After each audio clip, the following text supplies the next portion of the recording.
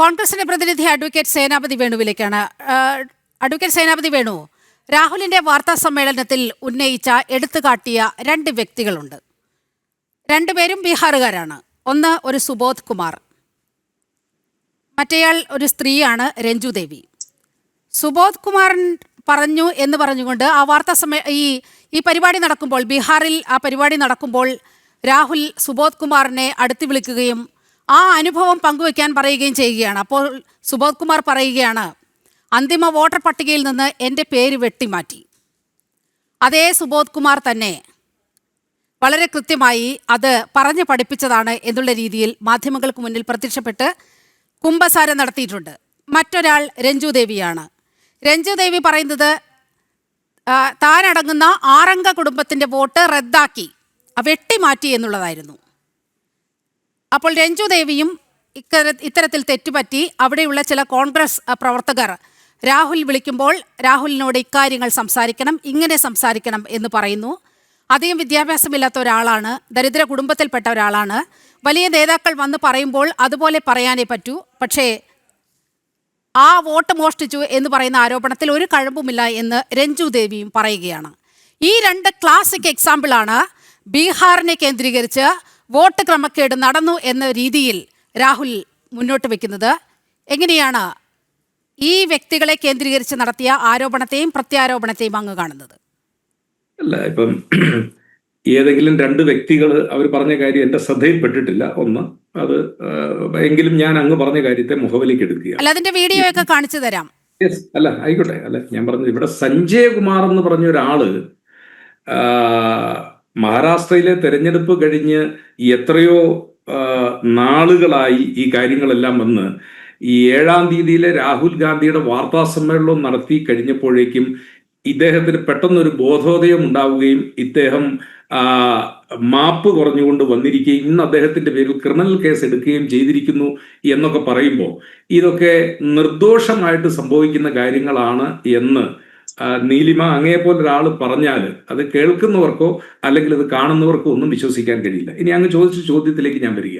രാഹുൽ ഗാന്ധി എന്താണ് അദ്ദേഹത്തിന്റെ വാർത്താ സമ്മേളനത്തിൽ പറഞ്ഞത്? അദ്ദേഹം പറഞ്ഞത് തെറ്റായ അഡ്രസ്സിൽ 40,009 ആളുകളെ വോട്ടർ പട്ടികയിൽ ചേർത്തിരിക്കുന്നു.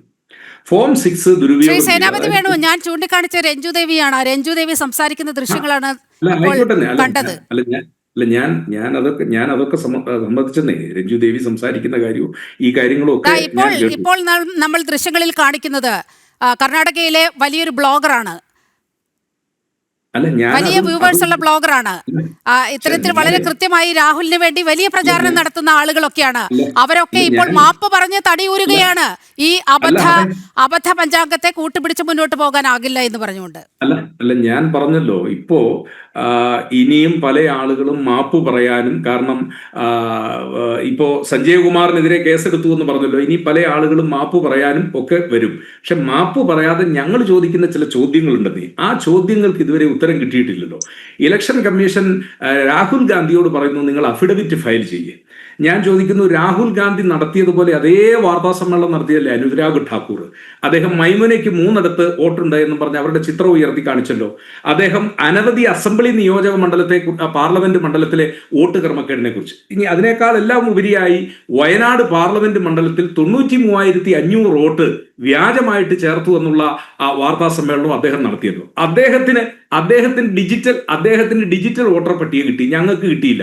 ഞങ്ങൾ വിനീതമായിട്ട് ചോദിക്കുന്നു, അനുരാഗ് ഠാക്കൂർ പറഞ്ഞ കാര്യങ്ങൾക്ക് അദ്ദേഹം സത്യവാങ്മൂലം ഇലക്ഷൻ കമ്മീഷന് കൊടുക്കേണ്ടതല്ലേ? അതോ അനുരാഗ് ഠാക്കൂറിനും BJP-ക്കാർക്കും പ്രത്യേക നിയമവും കോൺഗ്രസിന് പ്രത്യേകമായ ഒരു നിയമമാണോ? അങ്ങനെയില്ലല്ലോ. ഇത് നിയമം ബാധകമാണെങ്കിൽ രണ്ടു കൂട്ടർക്കും ബാധകമാണല്ലോ. അപ്പൊ അനുരാഗ് ഠാക്കൂർ പത്രസമ്മേളനം നടത്തി പുറത്തു പറഞ്ഞ കാര്യങ്ങൾക്കൊന്നും സത്യവാങ്മൂലം കൊടുക്കുകയും വേണ്ട, വേറൊന്നും വേണ്ട. ഇവിടെ ഞങ്ങൾ സൂചിപ്പിക്കുന്നത് വോട്ടർ പട്ടികയിൽ നടന്ന ക്രമക്കേടുകളും അട്ടിമറികളുമാണ്. ആ വോട്ടർ പട്ടികയിൽ നടക്കുന്ന ക്രമക്കേടുകളും അട്ടിമറികളും ഇവിടെ ബഹുമാന്യായ ശ്രീപത്മനാഭൻ സാറ് വളരെ ലാഘവത്തോടു കൂടിയാണ് പറയുന്നത്. വോട്ടർ പട്ടിക പരിശോധിക്കാൻ 6 സ്റ്റേജ് 7 സ്റ്റേജ്. ഞാൻ അദ്ദേഹത്തോട് പറയുന്നു, ആറ്റിങ്ങൽ അസംബ്ലി നിയോജകമണ്ഡലം നമ്മുടെ കേരളത്തിലാണല്ലോ. അടൂർ പ്രകാശ് 1,25,000 അതിവിടെ ഇരട്ട വോട്ട് കാണിച്ചു കൊടുത്ത് അത് ഇലക്ഷൻ കമ്മീഷന് പരാതി കൊടുത്തിട്ട് അവർ അംഗീകരിക്കാതെ ഹൈക്കോടതി വരെ പോകേണ്ടതായിട്ടുള്ള സ്ഥിതിവിശേഷം വന്നു. നീലിമ അങ്ങ് ചോദിച്ച ഒരു ചോദ്യമുണ്ട്, കോൺഗ്രസിന് ബൂത്തുകളിൽ ഇലക്ഷൻ ഏജന്റുമാർ ഇല്ലായിരുന്നു എന്ന്. ഞാൻ അങ്ങയുടെ ശ്രദ്ധയിൽപ്പെടുത്തുന്നത് ശ്രീ പത്മനാഭൻ സാർ മറന്നുപോയതോ പറയാത്തതോ ആയ ഒരു ഇലക്ഷൻ കേസുണ്ട്. അത് 1991 എടക്കാട് അസംബ്ലി നിയോജകമണ്ഡലത്തിലെ ഇലക്ഷൻ കേസാണ്. ഒ ഭരതിനെതിരെ 1500 ചിരുവാനം വോട്ടുകൾ ഇരട്ട വോട്ട് ചെയ്തത് തെളിവ് സഹിതം കാണിച്ചു കൊടുത്ത് ഇലക്ഷൻ റദ്ദ് ചെയ്തത് കേരളത്തിന്റെ ചരിത്രത്തിൽ. എന്നിട്ട് തോറ്റ സ്ഥാനാർത്ഥി കെ സുധാകരനെ MLA ആയിട്ട് പ്രഖ്യാപിച്ചത് ഒരുപക്ഷെ കേരളത്തിന്റെ ചരിത്രത്തിലെ, ഇന്ത്യയുടെ ചരിത്രത്തിലെ തെരഞ്ഞെടുപ്പ് കേസുകളിൽ ആദ്യത്തെ സംഭവമാണ്. ഇപ്പം വോട്ടർ പട്ടികയിൽ ഇരട്ടിപ്പ്, ഞാൻ ഒരു 2 മിനിറ്റ് അത് തന്നു കഴിഞ്ഞാൽ ഞാൻ ഒരു അക്കാദമിക് ഇൻട്രസ്റ്റ് കൂടി പറയുകയാണ്.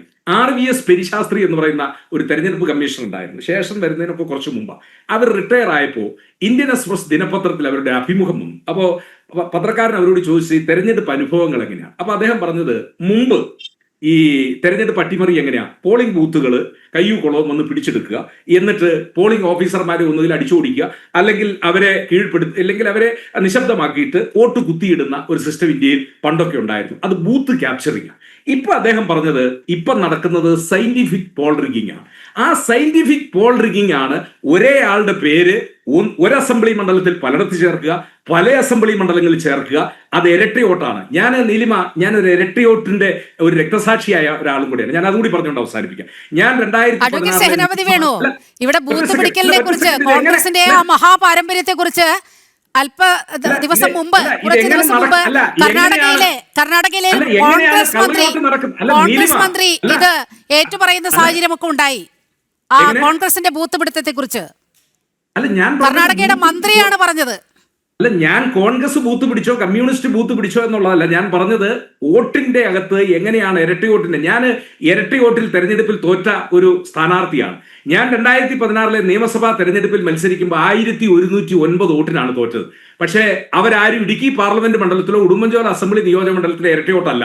10,000-ഓളം വോട്ടുകൾ തമിഴ്നാട്ടിൽ ഇരട്ടയോട്ടുണ്ട്. അവരെല്ലാം സംഘടിതമായിട്ട് തെരഞ്ഞെടുപ്പ് ദിവസം ഞാൻ ഹൈക്കോടതിയിൽ ഹർജി നേടിയതാണ്, ഉത്തരവ് നേടിയതാണ്. തമിഴ്നാട്ടിൽ നിന്നുള്ള വോട്ടർമാർ കടന്നു വരുന്നത് തടയണം. പക്ഷെ അതിന് ബദലായിട്ട് അവർ പറഞ്ഞു യാത്രാ സൗകര്യം തടയാൻ പാടില്ല എന്ന് പറഞ്ഞ് ബദൽ ഹർജി കൊടുത്തു. ആ ആളുകളെല്ലാം വന്നു, അവർ വോട്ട് ചെയ്തു. ഇനി ഞാൻ അതിനെതിരെ കേസിന് പോയോ എന്ന് ചോദിച്ചു. ഞാൻ കേസിന് പോയി. എങ്ങനെയാ? ഞാൻ 45 ദിവസം കൊണ്ട് തമിഴ്നാട്ടിൽ പോയി 1119 വോട്ടുകൾ അത് കണ്ടെത്താൻ, കാരണം 1019 വോട്ട് ഇരട്ടി വോട്ട് കണ്ടെത്തിയാലാണല്ലോ എനിക്ക് എന്റെ ഹർജി നിൽക്കുകയുള്ളൂ. ഞാൻ തമിഴ്നാട്ടിൽ ഈ 45 ദിവസം കൊണ്ട് എനിക്ക് കിട്ടാവുന്ന ഒരു 10-50ഓളം ഇവിടെ വോട്ട് ചെയ്തവരും തമിഴ്നാട്ടിലോ, കാരണം അവിടുത്തെ വിദൂര ഗ്രാമങ്ങളിൽ പോയി ഇതൊന്നും 45 ദിവസങ്ങൾ കളക്ട് ചെയ്യില്ല. ഞാൻ ഹൈക്കോടതിയിൽ അതിന് ഉപരിയായി ഒരു ഹർജി കൊടുത്തു. ആ ഹർജിയിൽ മറ്റൊന്നുമല്ല, വോട്ടർ പട്ടികയും ആധാറുമായിട്ട് ബന്ധിപ്പിക്കണം എന്നുള്ളതായിരുന്നു എന്റെ പ്രയർ. പക്ഷെ അപ്പോഴേക്കും പാർലമെന്റ് നിയമം പാസാക്കി വോട്ടർ പട്ടിക ആധാറുമായിട്ട് ബന്ധപ്പെടുത്താൻ പോവുകയാണ്. അപ്പൊ പിന്നെ ആ ഹർജി നിലനിൽക്കുന്നതാണ്. പക്ഷെ പിന്നീട് വന്നതാണ് അതിലും ഭയങ്കരം. അത് മാൻഡേറ്ററി അല്ല, ഇഷ്ടമുള്ളവർ വോട്ടർ പട്ടികയും ആധാറുമായിട്ട് ബന്ധിപ്പിച്ചാൽ മതി. ഞാൻ ഇപ്പോഴും പറയുന്നു, ഇടുക്കി ജില്ലയിൽ ചുരുങ്ങിയത് അത് ഉടുമ്പൻചോല അസംബ്ലി മണ്ഡലത്തിൽ മാത്രം 10,000-ഓളം വോട്ടുകൾ കേരളത്തിലും തമിഴ്നാട്ടിലും വോട്ടർ പട്ടികയിൽ ഒരേ സമയം പേരുള്ള 10,000-ഓളം വോട്ടുകൾ ആളുകൾ ഉണ്ട് എന്നുള്ളതാണ്. അപ്പൊ ശ്രീ പത്മനാഭൻ സാർ ചോദിക്കും എന്തേ ഇതൊക്കെ തടയാനായിട്ട് പാർട്ടിയുടെ സംവിധാനങ്ങൾക്ക് കഴിയുന്നു. ഞാൻ ചോദിക്കുന്ന, ആറ്റിങ്ങലിൽ 1,25,000-ഓളം വോട്ടർമാര് വ്യാജ ഇരട്ട വോട്ടർമാരുള്ള ഒരു നാട്ടിൽ ഇത് വളരെ ശാസ്ത്രീയമായ രീതിയിൽ തെരഞ്ഞെടുപ്പ് അട്ടിമറിക്കുന്നതിന് വേണ്ടി ചെയ്യുന്ന കാര്യങ്ങൾ, ആ കാര്യങ്ങളെ കുറിച്ച് രാഹുൽ ഗാന്ധി അത് ചൂണ്ടിക്കാണിക്കുമ്പോൾ അതിന്റെ ഒരു പോസിറ്റീവായി ഇങ്ങനെയുള്ള രാഹുലിന്റെ മണ്ഡലമായ റായ്ബറേലിയിലെ കാര്യം നമ്മൾ എടുത്താൽ നിങ്ങൾ എന്ത് പറയും? അങ്ങനെയാണെങ്കിൽ രാഹുൽ രാജിവെക്കേണ്ടി വരില്ലേ? അവിടെ 2 ലക്ഷം വ്യാജ വോട്ടർമാരുണ്ടോ എന്നുള്ളതാണ് ഈ രാഹുലിന്റെ ഇത്തരത്തിലുള്ള വലിയ കോലാഹലത്തിന് ശേഷം തെരഞ്ഞെടുപ്പ് കമ്മീഷൻ കണ്ടെത്തിയിരിക്കുന്നത്. 19,512 ഡ്യൂപ്ലിക്കേറ്റ് വോട്ടുകൾ, അതായത് ഇരട്ട വോട്ടുകൾ, 71,977 വ്യാജ വിലാസ എൻട്രികൾ, 92,747 എന്നിവ കൂട്ടത്തോടെ ചേർത്തു. അത് മാസ് എൻട്രി ആയിരുന്നു 92,747. അപ്പോൾ വ്യാജവിലാസങ്ങളുമായി ബന്ധിപ്പിച്ച 52,000 ബർത്ത് സർട്ടിഫിക്കറ്റ്സ്. അപ്പോൾ അങ്ങനെ നിങ്ങൾ വലിയ കോലാഹലം ഉണ്ടാക്കുമ്പോൾ ആദ്യം രാജിവെച്ച് പോകേണ്ടത് ആരാണ്? രാഹുലല്ലേ രാജിവെച്ച് പോകേണ്ടത്? അല്ല, അപ്പൊ നീലിമ ആദ്യം എന്നോട് ചോദിച്ച ചോദ്യവും ശ്രീ പത്മനാഭൻ സാർ പറഞ്ഞ ചോദ്യവും ഞാൻ അങ്ങോട്ട് ചോദിക്കുന്നു. അവിടെ BJPയുടെ ബൂത്ത് ഏജന്റുമാരോ അല്ലെങ്കിൽ BJPക്ക് വേണ്ടി പ്രവർത്തിച്ച BLA മാരോ ഇല്ലായിരുന്നോ? അത് തെരഞ്ഞെടുപ്പ് കമ്മീഷൻ ശ്രീ സേനാപതി വേണു, തെരഞ്ഞെടുപ്പ് കമ്മീഷൻ വളരെ കൃത്യമായ ഒരു കാര്യം പറഞ്ഞു വെച്ചിട്ടുണ്ട്. സാങ്കേതിക തകരാറുകൾ മൂലം, സാങ്കേതിക പ്രശ്നങ്ങൾ മൂലം ഈ വോട്ടർ പട്ടികയിൽ ഇരട്ടിപ്പുകൾ ഉണ്ടാകാം. പക്ഷേ ഒരാൾ ഒന്നിലധികം വോട്ട് ചെയ്തിട്ടുണ്ടോ അതാണ് കള്ളവോട്ട് എന്ന പരിധിയിലേക്ക് വരിക എന്ന് തെരഞ്ഞെടുപ്പ് കമ്മീഷൻ വളരെ കൃത്യമായി പറഞ്ഞിട്ടുണ്ടല്ലോ. അല്ല നീലിമ ജനപ്രാതിനിധ്യ നിയമത്തിന്റെ സെക്ഷൻ 17 ഒന്ന് വായിച്ചു നോക്കുക. അതിൽ എഴുതിയിരിക്കുന്നു, no person to be registered in more than one constituency. ഒരാൾക്ക് ഒന്നിലധികം കോൺസ്റ്റിറ്റ്യുവൻസിയിൽ രജിസ്റ്റർ ചെയ്യാൻ പാടില്ല. അപ്പൊ രജിസ്റ്റർ ചെയ്തിട്ടുണ്ടെങ്കിൽ ഇല്ലീഗൽ ആണല്ലോ, നിയമവിരുദ്ധമാണല്ലോ. 2, no person to be registered more than once in any constituency. ഒരു കോൺസ്റ്റിറ്റ്യുവൻസിയിൽ തന്നെ, അത് സെക്ഷൻ 18 പറയുന്ന, ഒരു കോൺസ്റ്റിറ്റ്യുവൻസി തന്നെ ഒന്നിലധികം സ്ഥലത്ത് രജിസ്റ്റർ ചെയ്യാൻ പാടില്ല, ഒന്നിലധികം കോൺസ്റ്റിറ്റ്യുവൻസിയിൽ രജിസ്റ്റർ ചെയ്യാൻ പാടില്ല. അത് നിയമവിരുദ്ധമാണ്. അങ്ങനെ രജിസ്റ്റർ ചെയ്തിട്ടുണ്ടെങ്കിൽ അത് അല്ലാതെ വോട്ട് ചെയ്തു എന്നുള്ളതല്ല. 2 ഐഡന്റിറ്റി. ഇവിടെ സുരേഷ് ഗോപിക്കെതിരെ ഞങ്ങൾ ഉന്നയിക്കുന്ന ആരോപണം എന്താ? സുരേഷ് ഗോപി തൃശ്ശൂരിലെ ഓർഡിനറി റെസിഡന്റ് അല്ല.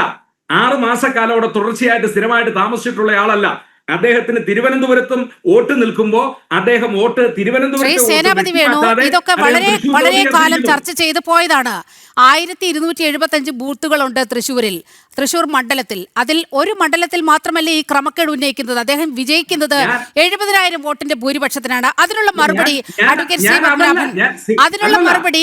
ശ്രീ പത്മനാഭൻ നൽകും. ഞാൻ ചോദിക്കുന്നത്, ഒരേ സമയം ഒരാളുടെ പേര് 2 പാർലമെന്റ് മണ്ഡലത്തിൽ നിലനിൽക്കുന്നു. അത് വെട്ടിമാറ്റാതെ ഈ പാർലമെന്റ് മണ്ഡലത്തിൽ വോട്ട് ചേർത്തിരിക്കുന്നു. അത് ജനപ്രാതിനിധ്യ നിയമം 1950 സെക്ഷൻ 17. അങ്ങനെ ഇരിക്കട്ടെ, വാദത്തിന് അത് ശരിവെച്ചാൽ കൂടി അവിടെയും ബൂത്ത് ഏജന്റുമാരുണ്ടായിരുന്നില്ലേ? ഈ പ്രശ്നമൊക്കെ ചൂണ്ടിക്കാട്ടാൻ നിങ്ങൾക്ക് ആളുകൾ ഉണ്ടായിരുന്നില്ലേ?